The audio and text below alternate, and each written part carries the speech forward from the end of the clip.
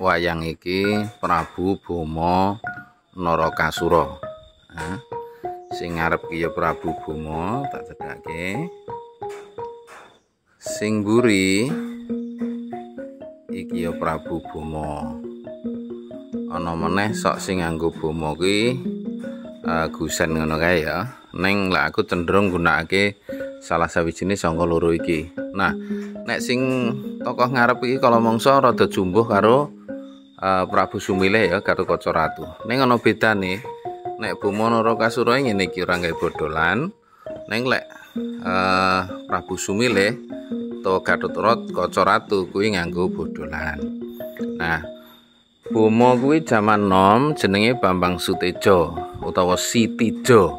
Nah, kuwi janjane udu putra langsung saka Prabu Kresna ya. Ning putrane Bathara Wisnu kalawan Dewi Pertiwi. Nanging gandeng Dewi Pertiwi ya dipundhut garwa dening Prabu Kresna krana Kresna kuwi titis Wisnu. Mula saka kuwi Sitijo ya banjur dadi putrane Prabu Kresna. Wis didadekke anak ngono ya. Nah, laire Sitijo utawa Boma Narakasura kuwi janjane rak dampit. Kembar nanging lanang wedok. Siji Sitijo sing lanang Sitijo iki sing wedok Siti Sendari sing ben burine dadi garwane Raden Abimanyu. Nah, nalika ing salah sawijining bab Sitijo iki dadi serayaning dewa ya kala mangsa dadi serayane Kresna ya. Sanggit wae. Nah, nelokake Ratu Surateleng Prabu Bomantara ya, Prabu Bomantara.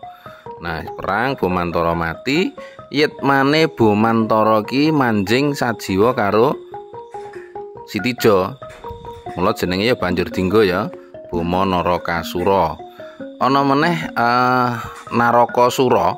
Narakasura iki gandeng nalika gugat Sitijo takon bapa kae munggah ning kayangan dicemplungake neraka jahanan nek cara wayang rak Kawah Candra Dimuka. Mula Boma iki janjane mandul. Boma karo Siti Sendari padha-padha mandule ya. Mula Rabi karo Abimanyu kan Siti Sendari ya ora duwe anak. Nah, sakwise dadi ratu ing Surateleng didadekke siji karo Prajatisa, banjur jenenge negara didadekke Trajutresna ya. Didadekke Trajutresna. Nah, dalam percintaan sakjroning bab katresnan Boma Narakasura atau Narakasura kuwi klebu sing ora pati beruntung, ora pati bejo. Nalika krama karo Dewi Haknyanawati, jebule Haknyanawati ki ora tresna karo Boma, ning malah tresnane karo Raden Samba.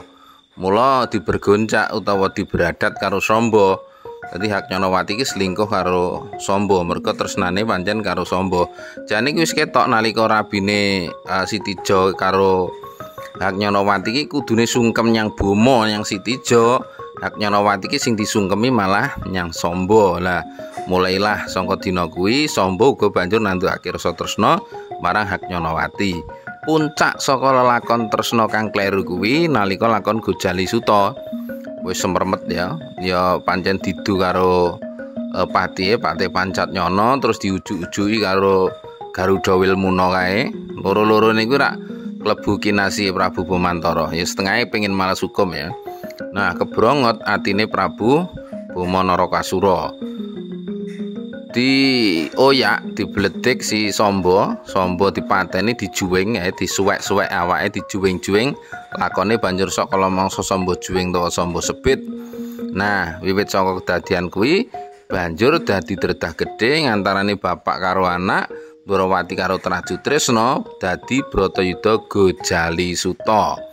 Nah, iki Boma iki patine ditamani senjata cakra, banjur Gatotkaca nguncalake anjang-anjang widodari. Ya, anjang-anjang iki kaya semacam apa ya tandu ning antariksa ngono lho. Didokok kono mayite Boma supaya ora ceblok bumi, jalaran Boma iki duweni aji Pancasunya utawa Pancasuna.